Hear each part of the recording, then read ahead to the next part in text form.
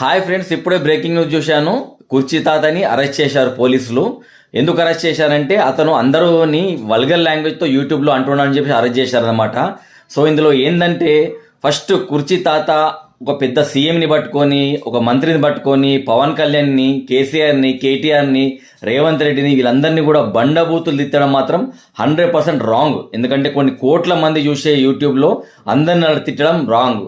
So అంతే ఈక్వల్గా ఇంకో రాంగ్ ఏంటంటే ఈ యూట్యూబర్స్ ఎవరైతే ఉన్నారో ఇతన్ని పట్టుకొని వెతికి మరి పట్టుకొని ఇతని చేత కేసీఆర్ని ఏమంటావు, కేటీఆర్ని ఏమంటావు, పవన్ కళ్యాణ్ ఏమంటావు అని చెప్పేసి వాళ్ళని తిట్టించడంలో కూడా యూట్యూబర్స్ పాత్ర ఉంది. సో వాళ్ళు కూడా తప్పే. కుర్చీ తాత ఎంత ఫేమస్ అయిపోయాడంటే మహేష్ బాబు కూడా తన సినిమాలో కుర్చీ మడత పెట్టిన సాంగ్ ఇతను సాంగ్ పెట్టుకున్నాడు. అంత ఫేమస్ అయిపోయాడు. 1 డేలో ₹1,00,000 కూడా ఇచ్చారు. అంత ఫేమస్ అయిపోయాడు. లాస్ట్కి ఏమైంది, విత్ ఇన్ 1 డేలో ఫేమ్ మొత్తం పోయి అరెస్ట్ అయిపోయాడు. సో లైఫ్ ఇలా ఉంటుంది.